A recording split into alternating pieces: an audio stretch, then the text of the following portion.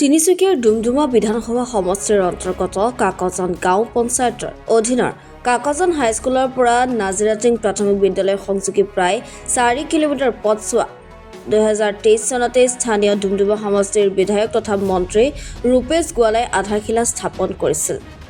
পথছোৱা নিৰ্মাণৰ ঠিকা মানৱজ্যোতি গগৈ আৰু বিৰাজ ৰাজখোৱা নামৰ ঠিকাদাৰ দুজনে লাভ কৰিছিল বুলি জানিব পৰা গৈছে। পথছোৱা নিৰ্মাণত দুৰ্নীতিৰ লগতে নিৰ্মাণত লেহেমীয়া হোৱাৰো অভিযোগ উত্থাপন হৈছে। 2023 চনতে বিধায়ক তথা বৰ্তমানৰ মন্ত্ৰী ৰূপেশ গোৱালাই আধাৰশিলা স্থাপন কৰা ৰাস্তা 2025 চনলৈকে কিয়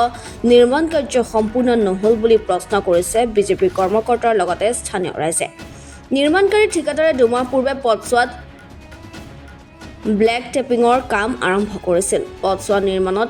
এটা মাহৰ পাছতেই পথছোৱাৰ ব্লেক টেপিং বখলা-বখলকৈ এৰিবলৈ আৰম্ভ কৰাৰ সমান্তৰালকৈ পকী পুলত ইতিমধ্যে মেলিছে বৃহৎ ফাট। পথ নিৰ্মাণত অনিয়মৰ অভিযোগ উত্থাপন হোৱাৰ পিছতেই নিৰ্মাণকাৰী প্ৰতিষ্ঠানে পথছোৱা নিৰ্মাণৰ কাম বন্ধ কৰি দিয়ে। ফলত পথছোৱা পুনৰ নিৰ্মাণৰ বাবে স্থানীয় বিজেপি কৰ্মীৰ লগতে স্থানীয় ৰাইজে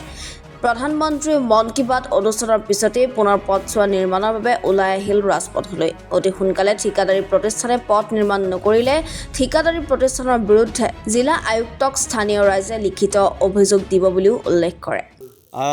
এতিয়া চাওক, আমি আপুনি ঠিকেই ক'লে যে আমি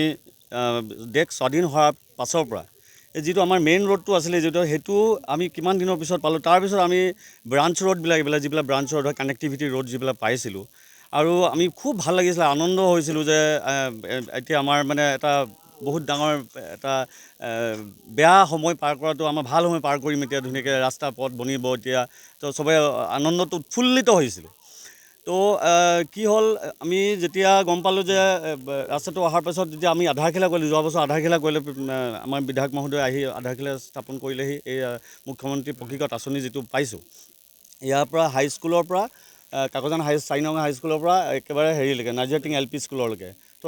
এই মোটামুটি 4-3 কিলোমিটাৰমান হ'ব ন, 4 কিলোমিটাৰ ৰাস্তা। তো এইটো ৰাস্তা গৈ ফিল'বাৰী কানেক্ট হৈছে। তো গতিকে আমাৰ বিৰাট বজাৰ সমাৰ স্কুল আমি বহুত বেলেগ ধৰণৰ আমাৰ এটা সপোন পৰিকল্পনা কৰিছোঁ। কিন্তু যেতিয়া কামবিলাক ষ্টাৰ্ট হোৱাৰ পাছত লাহে লাহে আমি চোকা দৃষ্টিয়েতো চবেই চাই আছোঁ। আমাৰ সমিতি এখন আছে, আমি চোকা দৃষ্টি দি আছোঁ, আমাক বিভিন্ন মানুহে চোকা দৃষ্টি, গাঁৱৰ ৰাইজে চোকা দৃষ্টি দি আছে। তাৰ স্বত্তেও যেতিয়া এই কামখিনি গোটেইখিনি হৈ যোৱাৰ পাছত যেতিয়া ব্লেক টপিং হ'ব, এতিয়া ব্লেক টপিং হোৱাৰ সময়তে যেতিয়া ব্লেক টপিংটো কৰিলে, ধৰক আপোনাৰ নাজিৰাটিং LP স্কুলৰ ফালৰ ব্লেক টপিং কৰি আহিলে, তো তাৰ ৰাইজে কৈছে যে ব্লেক টপিংটো একদম নিম্নগামী ব্লেক টপিং হৈছে। তো তেওঁবিলাকে যেতিয়া ঠিকাদাৰজনক, যিজন বিৰাজ ৰাজখোৱা নামৰ যিজন ঠিকাদাৰ, তেওঁক যেতিয়া অভিযোগ কৰে, তেওঁ কয়গৈ মই ৰাস্তা মানে নবনাওঁ, মানে এনেকৈয়ে বনাম, মানে তেওঁ মানে এটা বেলেগ ধৰণৰ দম্ভৱালি মাৰি কথাটো কৈ দিয়ে আৰু দবাই থ'ব বিচাৰে কথাখিনি। তো হ'লেও মানে তেওঁ বনাই আহিলে। এটুকুৰাতে যিহেতু বহুত দিন হৈ গ'ল ৰাস্তাটো নিৰ্মাণ হোৱা নাই, ব্লেক টপিং হোৱা নাই, নিশ্চয়কৈ বহুত দিনৰ পিছত শিলগুটিবিলাক ওপৰলৈ উঠি আহিছে। উঠি অহাৰ পিছত ৰাইজৰ এটা অভিযোগ থাকিব যে এইটো ৰাস্তাটো ভাল হ'ব নে বেয়া হ'ব। আৰু যিহেতু আগত বনাই অহাৰ পিছত লাহে লাহে দেখিছে খুৰিবলৈ আৰম্ভ কৰিছে। তো সেইটো এটা ডাঙৰ এটা অভিযোগ আমি যেতিয়া দাখিল কৰিলোঁ, তেওঁ মানে মানি নলয়। সেইটো মানে দুদিনৰ ভিতৰতে তেওঁ ব্লেক টপিং কৰি পিনে যাবগৈ লাগে তাৰমানে ইয়াৰ পৰা। তো কেনেকুৱা ধৰণৰ ঠিকাদাৰী, তেওঁ কেনেকুৱা ধৰণৰ ইনষ্ট্ৰুমেণ্ট লৈ আহিছে যে দুদিনতে কৈ কাৰোবাৰ পৰা ভাড়া লৈ আহিছে নে কি কৰিছে আমি দেখোন নাজানো। কিন্তু আমাক লাগে ইমান দিনৰ পাছত যিহেতু আমি ৰাস্তা এটা পাইছোঁ, সেই ৰাস্তাটো ভালকৈ নিৰ্মাণ হোৱাটো আমি বিচাৰিছিলোঁ। আমি এতিয়া এইবুলি নহয় যে তেওঁক বৰ ডাঙৰ কিবা এটা অভিযোগ দিওঁ, তেওঁ আহক। আজি 2 মাহ ধৰি তেওঁ ৰেছপন্স নাই, একেবাৰে ৰেছপন্স নাই বোলে। ফোন কৰিলে ফোন ৰিচিভ নকৰে, আৰু তেওঁ মানে নবনাওঁ বুলি মানে যিটো দম মাৰি গ'ল এতিয়ালৈকে অহাই নাই। যেতিয়া এবাৰ দুবাৰ আমি কণ্টেক্ট কৰিছিলোঁ, আমাৰ ৰাইজে কণ্টেক্ট কৰিছিলে যে তেওঁ কৈছিলে নিশ্চয়কৈ খুব কমটি সময়ৰ ভিতৰত গৈ আছোঁ, বা কিহৰ পিছত অহা কৈছিলে, মাঘ বিহুৰ পিছত আহিম বোলে, হয় নাই, 1 তাৰিখৰ পিছত আহিম, মাঘ বিহুৰ পিছত আমি মাঘ বিহু গুচি গ'ল, 1 তাৰিখ গুচি গ'ল, বহুত কিছু হেৰিয়ে গুচি গ'ল, উৎসৱেই গুচি গ'লগৈ। তাত এতিয়া বাৰিষা দিন পালেহি, আকৌ এতিয়া এনেকুৱা অৱস্থা হ'ব। এতিয়া আৰু বেছিকৈ গাঁত হৈ গৈ থাকিব, যিহেতু গাড়ী চলিব ইয়াতে, পাটৰ গাড়ীসমূহ চলিব এতিয়া। তো তেনেকুৱা অৱস্থা আপুনি ভাবক আগন্তুক দিনলৈ কেনেকুৱা হ'ব, এইটো গাঁত হৈ যাব এতিয়া। কাৰণ পিচ ৰোড এটা গাঁত হৈ গ'লে কেনেকুৱা হয়। তো পিচ ৰোডটোতো গাঁত হৈ আহিছে এইফালৰ পৰা এইটো ৰাস্তাও এতিয়া মানে এনেকুৱা অৱস্থা হ'ব এতিয়া আমাক এটাই বস্তু লাগে যে তেওঁ কেতিয়া আহি এই ৰাস্তাটো নিৰ্মাণ কৰিবহি তেওঁ আমাক ক্লিয়াৰলি কথাটো কৈ দিব লাগে তেওঁ কৰিব নে নকৰে সেইটো ক্লিয়াৰলি কৈ দিব লাগে সেইকাৰণে আমি বিধায়ক মহোদয়লৈ আৰু কেবিনেট মন্ত্ৰী ডাঙৰীয়া আমাৰ ৰূপেশ গোৱালা ডাঙৰীয়াক তেওঁকো আমি এই আপোনালোকৰ জৰিয়তে তেওঁকো বাৰ্তা দিছোঁ যে তেওঁ কথাখিনি বা এই ব্যৱস্থাটো ভালকৈ তেওঁৰ লগত কথা পাতি এই নিৰ্মাণ কাৰ্যটো আকৌ পুনৰ আৰম্ভ কৰিবলৈ কাৰণে এই ৰাস্তাখিনি মানে বনাই নিৰ্মাণ কৰি শেষ কৰিবলৈ আমি অনুৰোধ জনাইছোঁ মানে এতিয়া কথাটো হ'ল এনেকুৱা ধৰণৰ 2023 চনতেই আমাৰ ৰাস্তাটো মানে আমাৰ সন্মানীয় বিধায়ক মহোদয়ে উদ্বোধন কৰিছিল 23 চনৰ পৰা প্ৰায় মানে 24 চনৰ শেষলৈ ইয়াত মানে ব্লেক টেপিং হ'বলৈ আৰম্ভ হ'ল কিন্তু ব্লেক টেপিং হোৱাৰ প্ৰায় মানে 2-3 মাহতেই দুই এখন সৰু সুৰা গাড়ী চলোতে মানে ব্লেক টেপিংবোৰ প্ৰায় উঠিবলৈ আৰম্ভ কৰিছে আমিতো ধৰক গাঁৱৰ মানুহ হিচাপে আমাৰ ইঞ্জিনিয়াৰৰ ক্ষেত্ৰত আমাৰ ইমানখিনি আমাৰ জ্ঞান নাই যে ৰাস্তাটো কেনেকৈ বনিব লাগে কিমানখিনি হিল কিমান ইঞ্চি হ'ব লাগে এইবিলাকৰ বিষয়ে আমি বিশেষকৈ নাজানো কিন্তু কি হৈছে যিটো ব্লেক টেপিং হৈছে সেইটো মানে ভালকৈ হোৱা নাই বুলি আমি ভাবোঁ নিম্নগামী হৈছে বুলি ভাবোঁ তাত যিবিলাক মানে বস্তু ব্যৱহাৰ হৈছে চাগে সেইখিনি চাগে ক'ৰবাত খেলিমেলি হৈছে কাৰোবাৰ মুঠতে গাফিলতি হোৱাৰ কাৰণে ৰাস্তাটো আমাৰ ভালকৈ হোৱা নাই তাৰপাছত যিফালে আমাৰ এটা পুল বনিছিল সেই পুলটোৰ মানে এফালে ঠিকে আছে কিন্তু সিফালে মাজতে মানে প্ৰায় মানে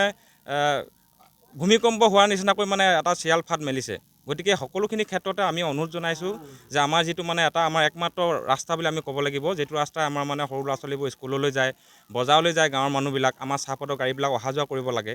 এই ক্ষেত্ৰত মানে যদিহে ৰাস্তাটো যদি এনেকুৱা হৈ থাকে তেনেহ'লে আমাৰ মানে মানুহে কেনেকৈ মানে এখন চৰকাৰৰ পৰা ভাল আৰু কিবা এটা আশা কৰিব পাৰিব সন্মানীয় প্ৰশাসনলৈ আমি এইটো এটা অনুৰোধ জনাইছোঁ আমি আচলতে আজি ৰাইজসমূহে আমি যিকোনো বস্তু পাবলৈ প্ৰতিবাদ কৰিবলগীয়া ধৰণৰ এটা পৰিস্থিতিৰ সৃষ্টি হৈছে আমি আমাৰ সাধাৰণে মানে 3.5 কিলোমিটাৰ ৰাস্তাটো আজি ইমান আশা কৰাৰ পাছতো আমি ভবা ধৰণে হোৱা নাই গতিকে আমি ৰাইজে বিবেচনা কৰিছোঁ আজি আপোনালোকৰ সংবাদ মাধ্যমৰ জৰিয়তে আমি সংশ্লিষ্ট যিসকল মানে আমাৰ মানুহ জড়িত হৈ আছে এই ৰাস্তাটোৰ সৈতে তেওঁলোকে যাতে সোনকালে এটা উত্তৰ দিয়ে আমাৰ ৰাস্তাটোৰ বিষয়ে তেওঁলোকে যাতে কিবা এটা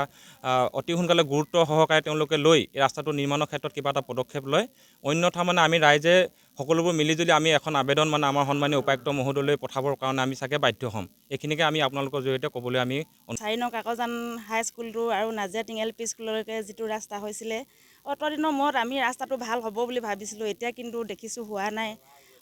23 চনতে আৰম্ভ হোৱা সন্মানীয় আমাৰ বিধায়ক মহোদয় ৰাস্তাটো উদ্বোধন কৰিছিলে কিন্তু আজিলৈকে যে 25 চনলৈকে আজিলৈকে সম্পূৰ্ণ হোৱা নাই আৰু যিখিনি বনালে সেইখিনিওতো একেবাৰে বেয়াকৈ বনাইছে এতিয়া মাল গাড়ী এখন আহিলেও মানে ৰাস্তাটো বহি যায় ওপৰত গোটেই হিল ওলাই আছে এতিয়া আমাৰ সৰু ল'ৰা ছোৱালীবোৰ এফালে স্কুললৈ যাব লাগে আমিও এফালে গোটেই গাঁৱৰ পাতৰ গাড়ীবোৰ যায় আমিও অহা যোৱা কৰোঁ এনেকুৱা ৰাস্তা এটাত আমাৰ আজিলৈকে এনেকৈ থাকিলে আমি কি ক'ম আৰু আমি যিহেতু সন্মানীয় বিধায়ক মহোদয়লৈ অনুৰোধ জনাইছোঁ আমাৰ ৰাস্তাটো অতি সোনকালে যেনেকৈ হ'লেও ভাল কৰি দিব লাগে ডুমডুমাৰ পৰা ৰঞ্জিত চেত্ৰীৰ ৰিপৰ্ট এনি ভাৰত 24